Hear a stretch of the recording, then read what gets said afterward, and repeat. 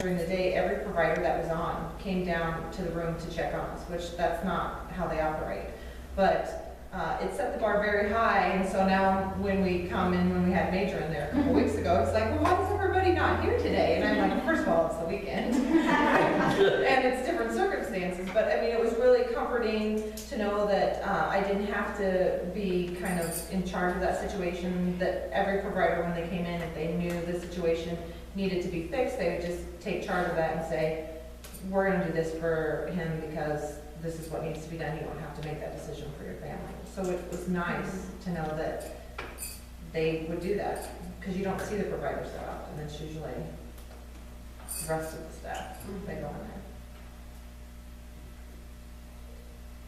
I meant to bring it today, but I'm going to bring it tomorrow for sure, because I know I brought it with me, because I distinctly remember taking it out of my suitcase last night. But one client that I work with, they actually publish a book every year of these kinds of stories. And they're a faith-based organization, so they link it to scripture, and then they have the story, and then they have points of reflection that sort of reflect back to the scripture. And I'm hoping that one day one of my other clients is going to take the plunge and actually create something like this, because it's insanely cheap to publish today. And not everyone's faith-based, and I understand that, but everybody has mission, vision, and values, and so you just relate it back to your mission and your values that you have. But it's powerful, powerful stories of the things that people do. And as I said, they publish one a year, and they have about 60 or 70 hospitals in their system. They're a big system, and they get everybody to submit stories, and then someone goes to the onerous task of literally pulling 50 stories. And then I guess they must be edited, because 50 people cannot all write that well. So they're edited. But that's fine. I mean, that's perfectly legitimate. I have when I write, I have my stuff edited too. And it's put together beautifully. And what they do is they use this. They've got them in waiting rooms. They've got them in local physician offices, in dentists' offices, chiropractic. Wherever there's a waiting room, they, beg, borrow, or steal, the permission to place one of the books there. And it's not just about their hospital, because it's you don't know. Some years you might not get an entry. Some years you might get two. Just depends on what comes in. But it's a powerful reminder to the communities what the organization has brought to the community, because they know, the umbrella organization, another organization. And it's really amazing when you start to read these stories and when people start to think about it in those terms and start to write the things down, the amazing things that you do. And that's really, it's the amazing stories, and that's really the cred out there that gets people talking about you. So I apologize for not bringing it. Tomorrow I'll actually tell you where to go online. You can download them all for free on any device. Very, very cool. And I was fortunate because when I started getting them, they were still on. It was only hardcover, so or the hard copy. So I carry mine with me, and the stories are really beautiful. And we'll talk about that tomorrow a little bit more. But you're not going to have time in year one to even think about doing something like this. But in year two, when we have ambassadors, maybe put a little team together to publish something like that. Because you can publish a book today in Winnipeg, so everything's cheaper in the United States, okay? Or virtually everything, except strangely electronics are cheaper in Canada. An iPad is probably 35% cheaper in Canada than it is in the United States. I was shocked, because it's virtually the same number of dollars, but there's a 30% exchange rate. Because I was going to buy one down here, and I got one at home. But anyway, at home, my book that I published a couple of years ago is roughly 100 and some pages, and it costs me to do a onesie $9 to print. And you can actually go pay for the book, and if they're not busy, they will say, because it's there, they just push print, because they've got it all, the setup's all been done. You can actually see your book being printed and bound in this machine that they have. It is so cool. The pages just stack up, it sets it up, it spits out a cover, it folds it, lays a glue thing down, and boom, the guy says here, and it's literally hot off the press because the glue's still hot. in the binding, they go, don't open it, for, leave it a couple more minutes, let the glue set. But you can do these cheap. You do online, and especially down here online, you can take that $9 and drop that down to like $3. And it's great advertising. It's great to have, it's just have stuff around because it tells the story of the organization. And I just think they do it so beautifully. So I'll bring the book to, I brought the book, I thought I had tossed it in my briefcase this morning, but obviously I haven't, so I will, I'll bring it tomorrow, show you what it looks like. And we talk about stories and stuff tomorrow, so I use it for another purpose as well, but it's a great book. Okay. Oh, let's talk about it. Standing up, this is oops. Do it. Daily ongoing improvement tactics. Oh, I don't know what to tell you about the do it process. The reason I say that is because I've completely rewritten it. We are crazy nuts about continuous improvement because we teach it and we preach it, so we practice it constantly. And one of the things that, I'll be honest with you, we're the kind of an organization where I don't agree with everything Brian Lee ever says or does, and he doesn't agree with everything I ever say or do, and that's totally acceptable. So I said, talking to clients that were having to do it, so I said, could I have a go at this? And they said, yeah. So I rewrote Do It and changed the whole tenure of it. So we're going to go through this, but you're not going to remember it anyway when we come to do it. But it's changed, and we've actually made it much, much simpler now. And the 3 that I've done with mine, because I'm testing it, and I'm still refining it. I think I'm pretty much there. We really, we made it far more effective. So the Do It process says, do it monthly meetings. That's the first thing I got rid of.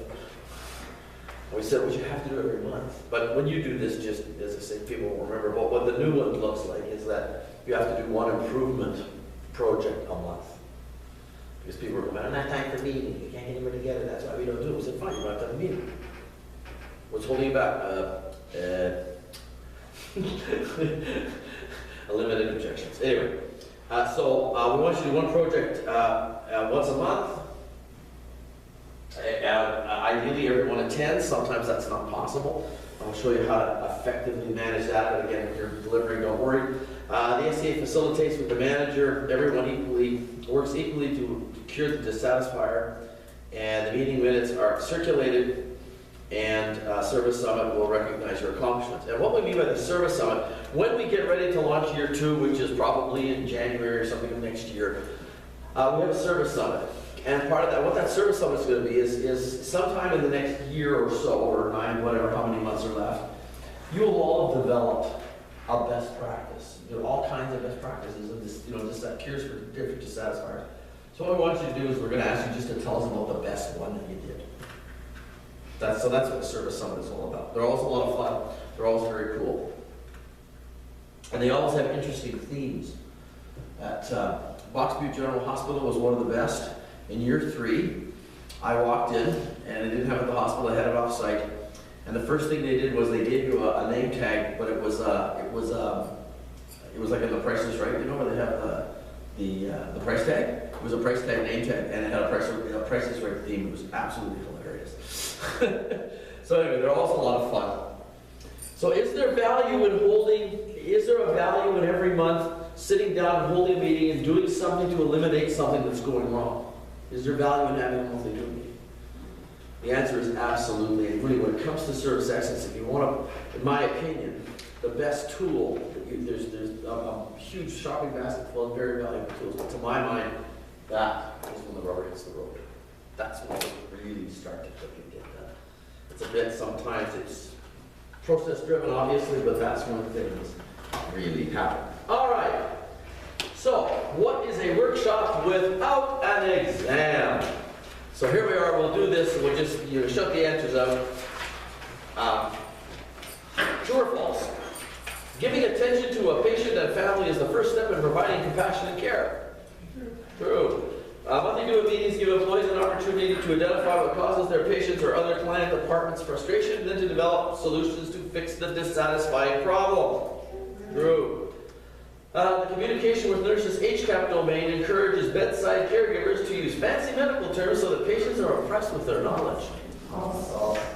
The HCAP survey measures consistency or frequency with which a service was performed, and the best grade a hospital can get on HCAP's questions is usually Very good. That usually trips people up. It's the usual.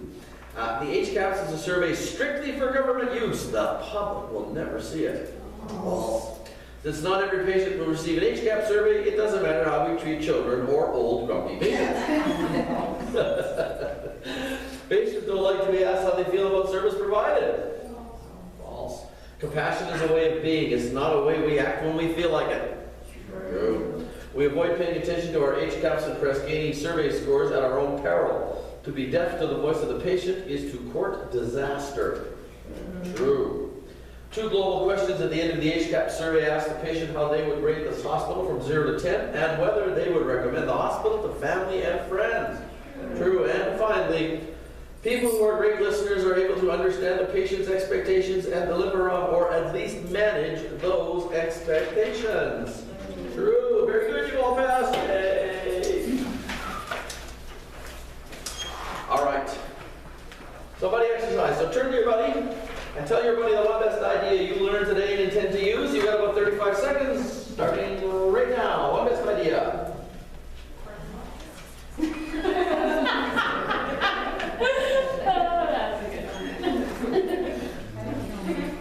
I'm scared to ask you.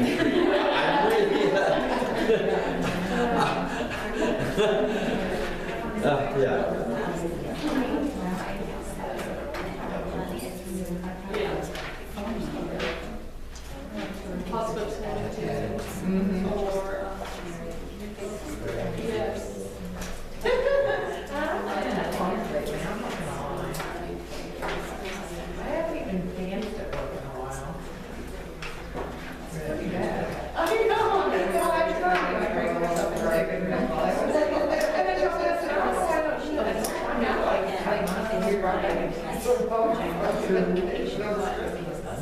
Okay, so here's the deal. You gotta get the talk. When you have the talking pen, you gotta tell me what's the best idea is. You pass it to the person next to you and they get it, they say what the one best idea is, they pass it to the next person, they say what the one best idea is. So here we go, we'll start with you, Mike. No. Like attitude. Attitude. You just stole mine. That's cool. You have the same one, but if you have the same one, you gotta think that. Attitude squared. Yeah, we're the attitude duo. Thanks, card. So do you see what's happening here? You see what just happened here? Every one of them used the pen as if it was a microphone. Did you notice? Everyone used it and they passed it and they read it. If I handed them a real microphone, they would say, I don't need this!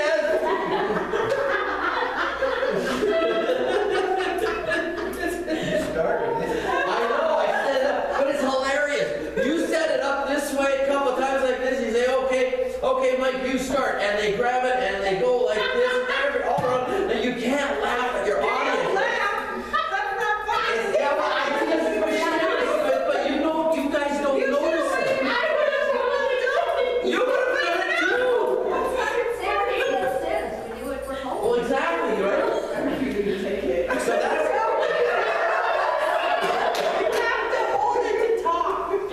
you have to hold it to talk, right? I didn't say you have to hold it up to your mouth to talk. I just said you have to hold it to talk. All right.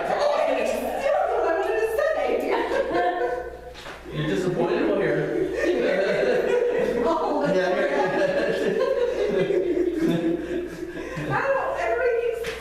You should have waited until very Anyway, What's your idea, Liz? I don't know. it's when you're up here doing this, it's absolutely hilarious. When you said it, you can't laugh at your audience, right? But everybody, like trained SEALs, will start to do this. Maybe in all the years I've been doing it, maybe 3 or 4 times it hasn't worked.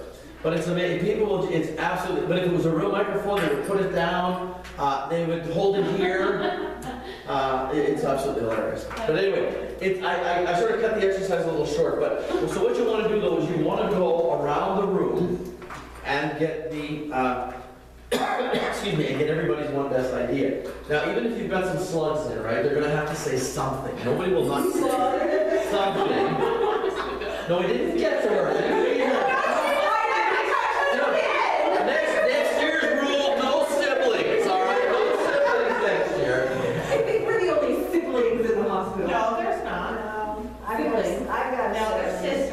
Oh, yeah. There's three sets of sisters. Mother, Yeah. daughter, several. Mother- I've had mother daughters, I've had mother sons. You have mother, daughter in here, nice. Four little girls. I'm playing four devils. Yep. Oh crap. For a minute I thought it was in Arkansas. Because this is kind of a typical Arkansas sort of a thing. Oh, this is getting weird. During the streets. Okay, let me try to get back to sanity here. So what's going to happen is you're going to go around the room and you're going to have the upslug in your class. There's nothing you can do about it. But because you're going around the room and you're doing this, even if they repeat what somebody said before them, that's okay, right? Because they're going to have to say they will not say anything. So they will say something. So what happens is it comes back to the last person. You grab it back and you say, okay, now I don't want you to do the evaluation, okay? But I want to put it on tape so that you know what this looks like. So it's going to come back. I take the pin from Sandy and I would say, okay, fine. Feedback is the breakfast of champions. You do a click and it says, we'll complete the evaluation form in silence. I'll read out the questions. They grab the form. Now, if you're looking at the form, you'll see what's the first question on the form. You can answer this, Heather, so you've got your chance to speak. What is the first question? Yes, on page 33. Is that what it says? Number 1. Number 1. I was reading it out loud. Out loud. I didn't read it into it. For me, the most valuable idea I gained and will use immediately is. So what happened is this. You've got 20 people in the room, right? You've got 20 best ideas. First question. And we're not, that's why I didn't want you to put your name and all that stuff now, right? Because it breaks the flow. You got all the right questions. First question is, what's the one best idea I learned today and intend to use this? So that's what everybody's got all that in their mind and they start to evaluate. This could make sure that you get a good evaluation that's reasonable. And then you read the second question. What would I tell others about the quality of the trainers and the value of the content? Is it okay to quote you? Excuse me, on a scale of 1 to 5, I would rate the training as, and then you say, please honor us that if you don't think we deserve a 5, please tell us what we can do to make this a 5 the next time we deliver the program. And that's basically the next question. On a scale of 1 to 5, how do you rate your own engagement? And will you be interested perhaps in being a service excellence advisor next year? And then you just wait. And what happens, they're finished. We say, when you're done, can you just pass them up? And if anyone has any questions for any administrator questions, could you pass those up as well? So you get the stack of paper. There'll only be one of you up here. Your 2 buddies will be sitting down. You dump the paper to them. They quickly do a sort. And you've got everything. You say, okay. So the administrator's coming in. Let's pretend it's Rita. So to join us today's Rita, we say, welcome, we're okay. So then you say, well, Rita, before we take questions from the floor, we've got a couple of issues from the parking lot that came up we'd like you to answer. So, what's the best place to eat in Benkelman? So, hopefully she knows the answer to that. And then say, okay, and then you may or may not have written questions. Written questions are really weird. I remember you rarely get them, but I had one place when the SEAs, like on the morning of day 2, nobody would speak. All the questions were written. It was, the CEO said after, what's going on there? Well, I really didn't know. Anyway, you want to do parking lot written questions or written questions parking lot. It doesn't really matter the order. What matters is do the questions from the floor last. Okay? Because they may be answered already. And then you say, thank you very much. Oh yes, by the way, the reason you want to do the administrator after the evaluation is I've seen instances in the past where the administrator has stuck the foot in the mouth and stirred up the fire and then poured gasoline on it, right? And now your crowd's ticked off. Now they're going to do an evaluation form on you because they're ticked off. Who's going to get the brunt of the ticked off? Yeah, exactly. You get your evaluation forms back, you don't care what the administrator does. And again, only once it happened, but I got a phone call and people were very upset. And I told them to take the evaluation forms and throw them in the garbage, not to consider them, because it was an unfair evaluation. The circumstances did not lend itself to a fair evaluation. It was garbage. Okay, So the administrators